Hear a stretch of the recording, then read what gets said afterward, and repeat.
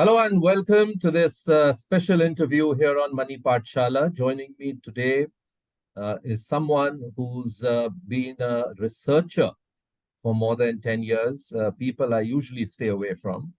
At the same time, he's someone who's a very popular blogger. He is very interested in behavioral finance, which I think is so very important for all of us to understand. Arun Kumar, who's the vice president and head of research at FundsIndia, which was among the first to actually bring online buying and selling of mutual funds with advisory into this country. Thanks very much, Arun. Pleasure talking to you. Keep following your posts and your research. They're very fascinating. Today, of course, I have more specific questions about mutual funds. And, since you are a research person, obviously your research is based on data, based on your analysis. So my first question, time and again, the conversation that keeps coming up is, are equity funds, and I'm talking now about active equity funds, are they outperforming their benchmarks?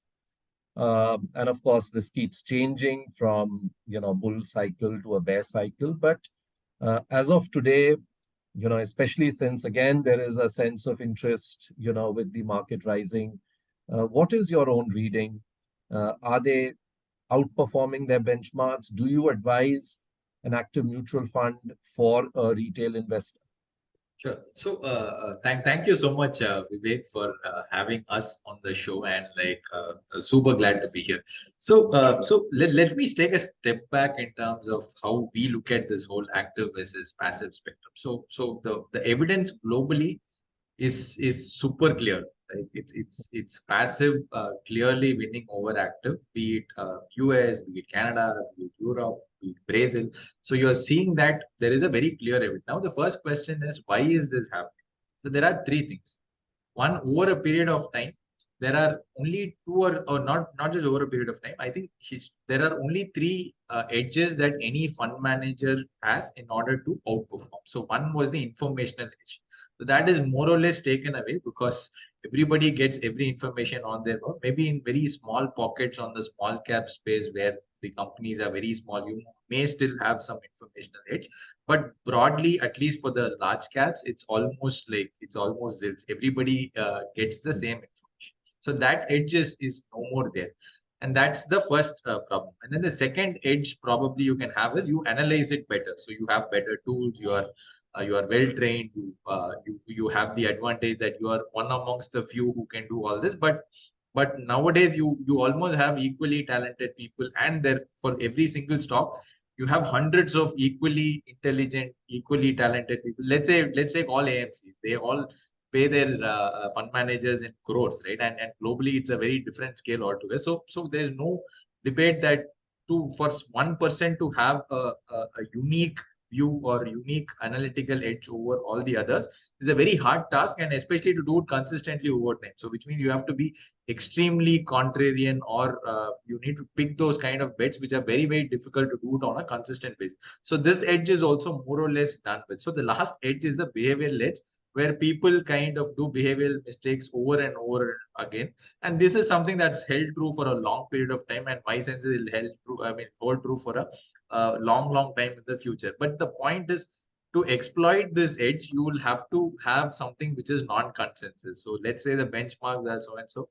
You need to have at least a very differentiated portfolio, which is what is measured by a metric called active share, which essentially says what is the portion of your portfolio which is different from your, because if you have the same portfolio, you can't outperform it, right? So one, you need to have something which is contrarian, so which means you create that differentiated portfolio. But the problem here is that you will either have dramatic outperformance or dramatic underperform, because net you are very different from the index. Now, a lot of people don't want to take this risk, because if you dramatically underperform, you lose the job. So most fund managers have kind of started becoming very close to, there is some differentiation, but still the active shares are very, very low, right? So this is a problem. And then on top of it, there is a cost angle where the costs are higher and compared to benchmark. So you put together the fact that your portfolios are almost similar. Nobody wants to take a a very differentiated bet, except for say a few fund managers. And on top of it, you have the costs which are coming down. And the third part, which a lot of us don't talk, is that net, what is passive? Passive fundamentally means bigger the better. You are essentially saying out of 100, 200, 300 stocks, I will just arrange them according to the larger size to lower size, and I will give a higher proportion of my money to the large. Now, instead of saying passive, if we say bigger is better, it's just a formula. There's no. So for this formula to work, the environment will also have to be in such a way that the bigger companies are doing extremely well. Now, if you look at the US market for the last 10 years, the bigger companies have done extremely well. So even in the index, the other companies have kind of underperformed the bigger companies. So one, the environment was favorable. Two, most fund managers were losing their edges, and nobody wants to take a very differentiated contrarian bet. And on top of it, the cost difference. So all these three put together is kind of leading to this problem. So my sense is at some point in time when the bigger gets better, I mean, bigger is better, kind of the environment favors, say the smaller is better or higher quality, the better, or some other formula, then maybe there might be some more leeway for fund managers. But again, cost and the environment favoring bigger the better has been the predominant drivers. Now, putting it back to the Indian context, I think in large caps, it's very evident. Last 3 years, it's very, very evident, especially after 2018, where SEBI said that you are only allowed to 80% of your large cap fund should go into the top 100 stocks.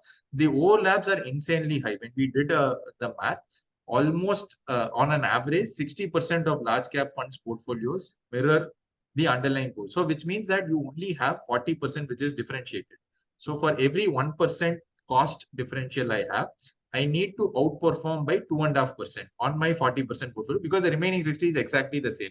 So if that 60% is going to go up 10, you will also get the same 10. So you can't different. So which means when we did the rough math, all funds will have to outperform by 5 to 6% year after year on that 40% differentiated portfolio. So which is why you are finding that large caps are struggling. So from an Indian context, we think that unless and until AMCs decide to, one, reduce the cost, two, create more differentiated portfolio, but otherwise most of the funds are between the 40, 45, 50% band. So unless and until this changes, my sense is, while you will obviously have 1 or 2 years where it will outperform, but the odds are insanely against the large cap segment.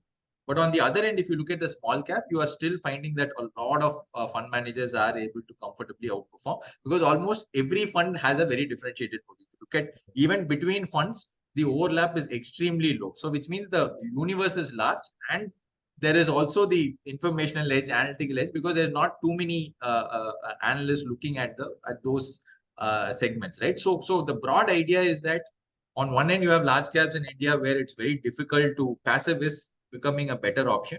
And on the lower end, you have active, which is the better. So, and then obviously you'll have flexi, mid, which are in between. Again, you can pick funds. And net, what do we finally need? We need only 4 or 5 funds, right? So you can still, I think still for flexi caps, mid caps and small caps, active still makes a lot of sense, provided you have the ability to analyze fund managers over long cycle, and you can blend styles together. So my sense is large caps from an Indian context is definitely more favorable towards passive, unless and until the expense ratios come down or the active share goes up.